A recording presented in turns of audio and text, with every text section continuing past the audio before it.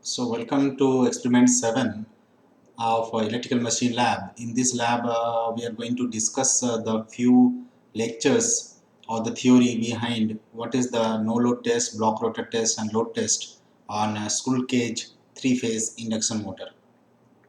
So the objective of the test, we are going to perform the no load, block rotor and load test on 3-phase induction motor, and then we will calculate the performance of the machine and find the characteristic. So let us see the nameplate details. So we will be using a 3-phase squirrel cage induction motor of 5 horsepower, the power rating 3.5 kilowatt of 0.86 power factor. The voltage would be 415 volt, 3-phase AC, 50 Hz. The maximum current drawn can be 7 ampere. The speed of the rotor is basically 1440 rpm. The winding type is squirrel cage induction motor and the stator resistance is 5.8 ohms. Breakdown radius is 0.1 meter.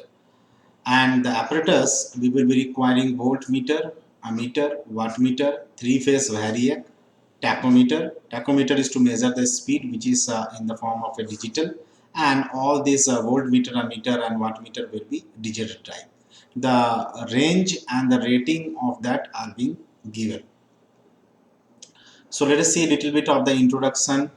So we know that the slip of the induction motor is basically the difference of the speed of the synchronous and the rotor speed with respect to synchronous speed. And the equivalent circuit of the induction motor will have from the stator side and the rotor side. So from the stator side we have R1 X1 and on the rotor side we have R2 dash X2 dash, because this we have referred to the stator side. And there is a shunt branch which represent the magnetizing reactance, and we have a load which is given by R2 dash 1 by slip minus 1.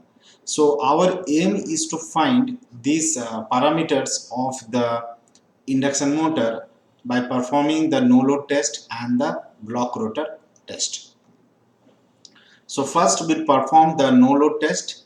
So no load test means that the machine will run freely. So we do not put any load on the motor, and a very small slip will be there which is sufficient to provide the power for windage and friction loss. So under the no load condition there will be windage and friction loss and core loss, and there will be a small amount of stator copper loss which we can neglect also.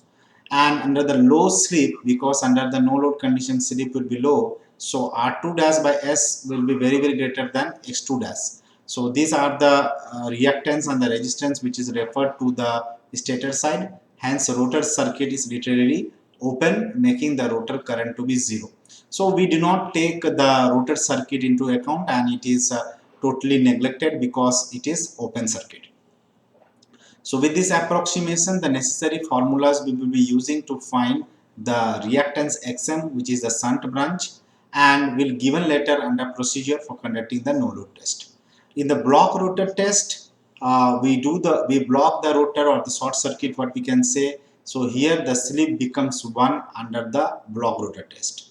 So you will be having R2 dash 1 by slip minus 1, which is the load resistance. So this will become 0. So mechanical power developed is 0 at this point. So under the block rotor condition, the mechanical power will be 0. The test is conducted by applying a low voltage. So we will be applying a low voltage to the stator so as to limit the current drawn to the full load value. Since the rotor is blocked, we have to supply very low voltage on the stator side. At the reduced voltage, core loss can be neglected. So under the block rotor condition, core loss can be neglected because the flux is low by V by F control. So the effect of Xm has to be taken into account as its value is small as compared to transformer of comparable rating. So this is the circuit diagram for the no load test. So we can see that there is a motor, rotor is here, and there is a load which is connected in the form of a brake drum. So two springs are there which are used to measure the amount of the load put on the rotor. Multifunction meter are used to measure the voltage, current and the power. The dual starter is there, direct online starter, to limit the starting current. The input is basically a three-phase 415 three-phase supply. So let us see how to perform the no load test. So under the no load test, the two springs S1 and S2 will be left free, so that the machine run under the no load condition. So all the circuit connections will be there. So here you have the dual starter and here you have the multifunction meter. So this is your multifunction meter and this is the dual starter. The three inputs we can connect here as the input of the supply, and these three inputs are there, output are there. So here you have an auto transformer with a three-phase auto transformer which is used to slowly vary the voltage. And here you have the motor. So this motor is connected with the spring S1 and S2 to put the load on the motor. So the connections that are being given in the procedure, you have to connect it as given in the circuit diagram. So connect the supply to the dual starter. So RYB, the three phase will be connected to the dual starter, and the output of the dual starter will be connected to the multifunction meter, and the output of the multifunction meter will be connected to the different inputs of the rotor circuit or the motor circuit. Then under the no load condition, we have to measure what is the no load voltage, what is the no load current, and what is the power. So the power measured will be three phase here in this case, and this is the line voltage and this is the line current under the no load condition. So after doing the measurement, we have to do some calculations. So we know that no load power is basically root 3 times the voltage, current and cos phi. So we can easily obtain what is the value of cos phi, because our measurement we have obtained what is the power, what is the voltage and what is the current. These under the no load condition we have measured. So we can obtain the power factor from the calculation, and then we can obtain the two different components of the current. One is I naught cos phi and I naught sin phi. I naught cos phi is the working component of the current and I naught sin phi is the magnetizing component of the current. Then we can compute the value of resistance R naught and X naught. So R naught is basically what is the voltage V naught that is measured, and what is the current that you have calculated IC, and X naught is V naught by IM. So we can obtain the resistance R naught and X naught, and XM, which is the parallel circuit, is basically X naught whatever we have measured here or calculated here minus X1, and X1 will be obtained from the block rotor test. So first we'll conduct the no load test and then we perform the block rotor test.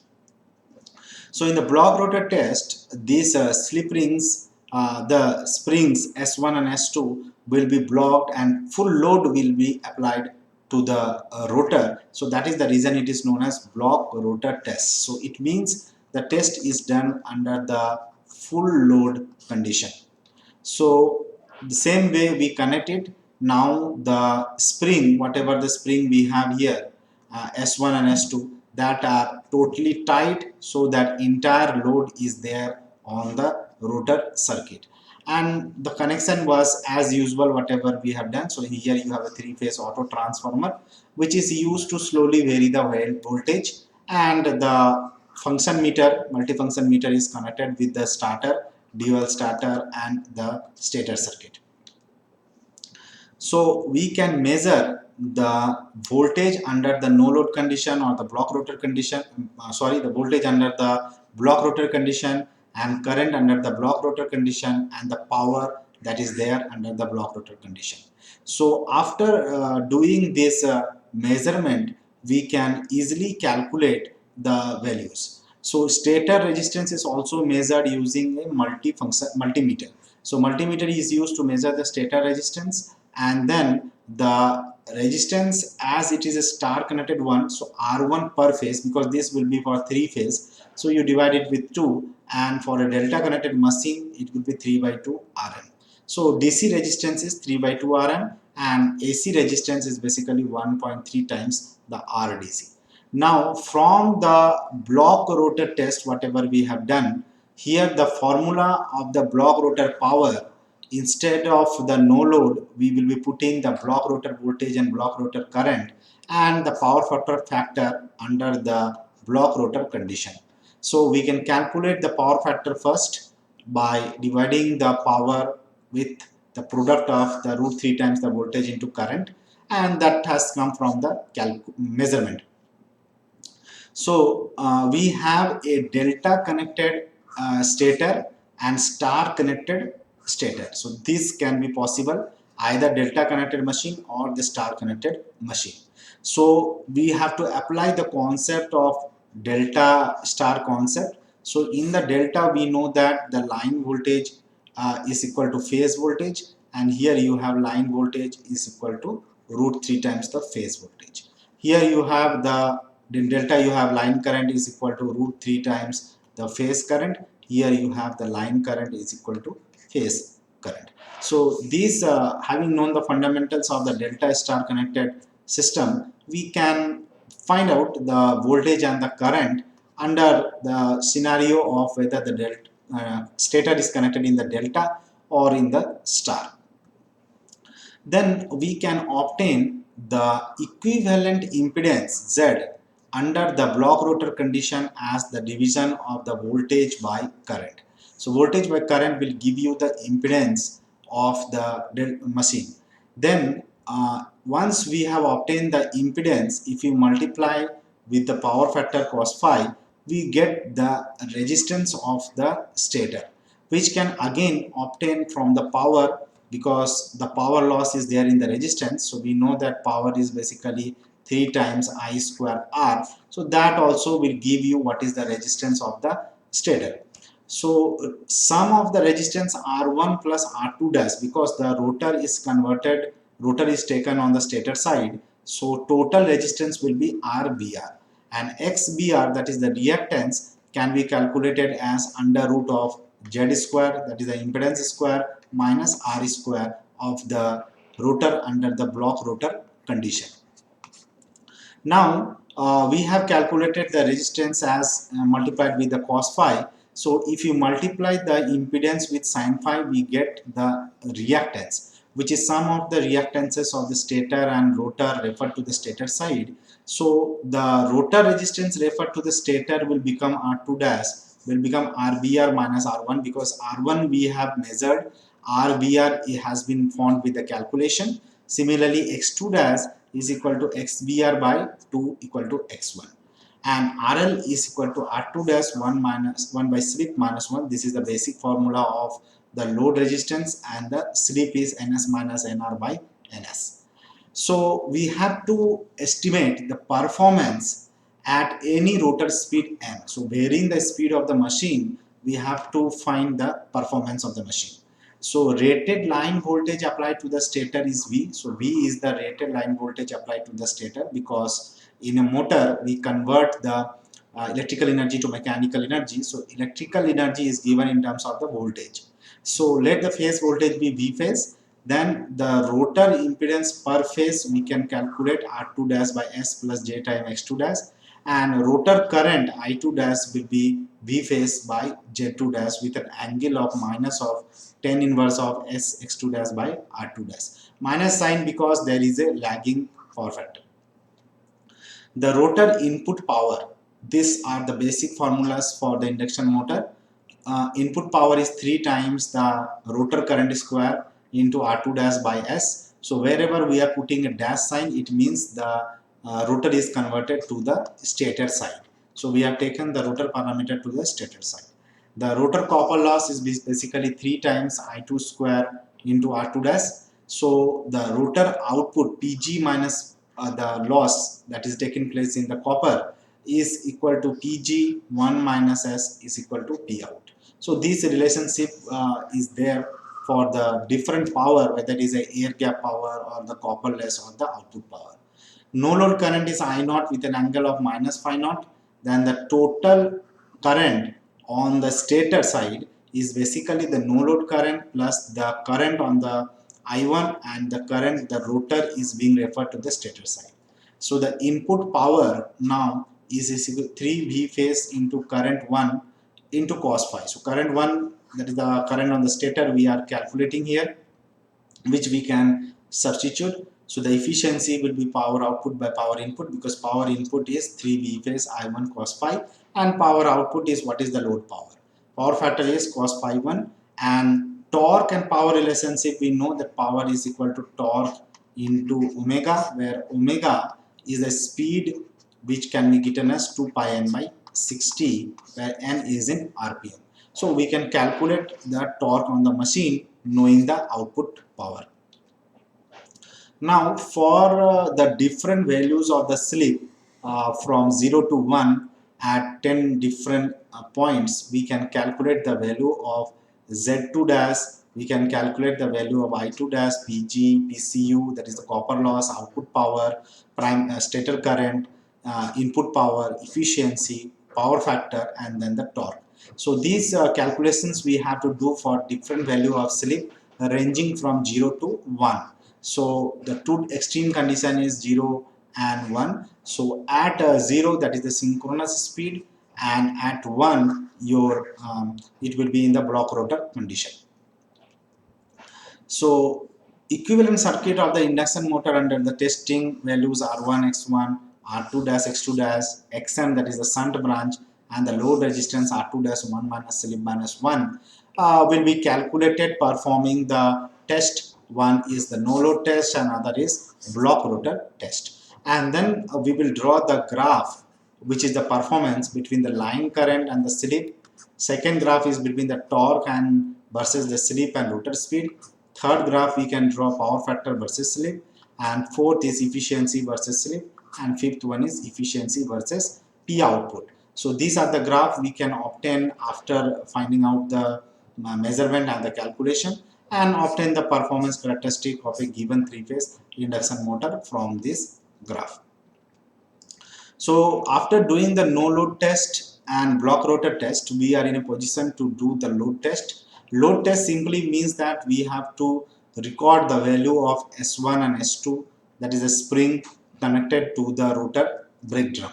So here we do this test so that we find out that under the different loading condition what happens to the current, torque, speed.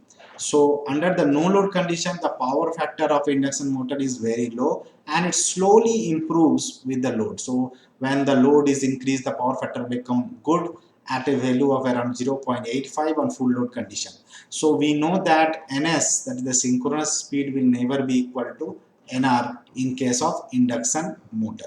So there will be a difference of the speed between the synchronous speed and the rotor speed. So we try to find the power factor from the no load condition to the full load condition.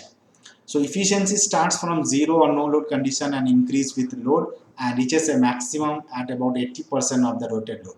So if you see the efficiency point was 0, then it increase, reaches maximum at some value of the rated load, and then it decreases. So the theory, if you see for AC motors, they are classified into single and three-phase motors, and in induction motors we are doing experiment on three-phase induction motors. And of all this type, three-phase induction motors are widely used in industries. About 98% of the motor that are used in industries are basically the induction motor. The reason being is that it is self-starting, fairly good power factor, good speed regulation, and robust construction is there. So basically on the rotating magnetic field concept, the induction motor governs, and so we are going to do the load test on the induction motor. So this is your rotor which is rotating, and two loads are connected in the form of a spring S1 and S2. So once we turn the knob here, we can put a load on the rotor. So after doing the proper connection and following the procedure that is being given step by step, that connect the circuit as per the circuit diagram, then you turn on the switch with the MCP, and dual stator will be slowly governed so that the current do not inrush in the rotor circuit. So induction motor starts to rotate at a rated speed and note down the wattmeter, voltmeter readings, and then after that you have to do the calculation to find the voltage, current, power, speed with the help of the springs S1 and S2. So here for the different readings we have to take 1, 2, 3 and so on. So we measure the voltage, input voltage, line current, input power. So these voltage whatever we are measuring, that is the line voltage, not the phase voltage. This is the line current and this is 3-phase power input. The speed in RPM we are measuring, and noting the value of spring S1 and S2, if we take the subtract S1 minus S2, that is the net load on the rotor. So this is the input measurement, this is the load measurement, and then we can calculate the torque, output power, slip, power factor, and the efficiency. So these are basically the performance characteristic of the induction motor that we need to calculate from the measurement. So input power drawn by the motor, we can see it from the reading. Torque equation is 9.81 into the difference of the reading shown on the spring multiplied with R, that is the rotor resistance.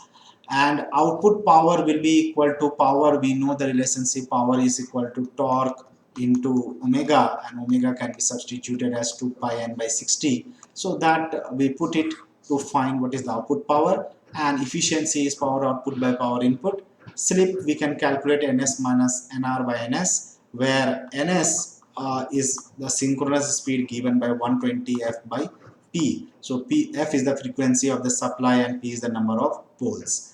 Power factor of the induction motor cos phi 1 will be equal to the power, because we know that power is basically root 3 times the line voltage, line current into cos phi. So we can obtain what is cos phi 1, that is the power factor of the induction motor at the loaded condition.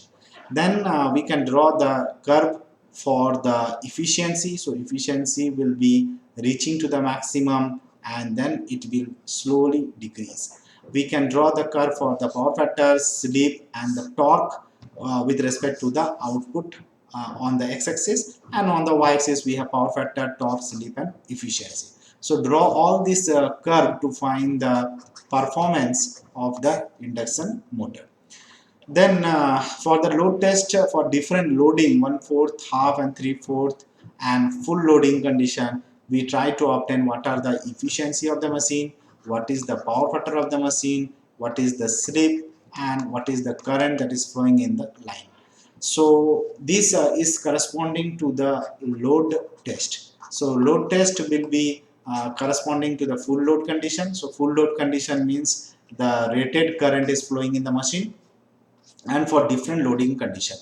So we were in position to answer some of the questions. What are the method of starting the induction motor? What are the types of induction motor? Why is cage motor preferred as compared to the slip ring motor? What are the differences in characteristic obtained from the load test and performance prediction using equivalent circuit? So these are a few questions that need to be answered at the end of the lab. So this completes the lab on the induction motor performance measures using the no load test, and block rotor test. Thank you for now.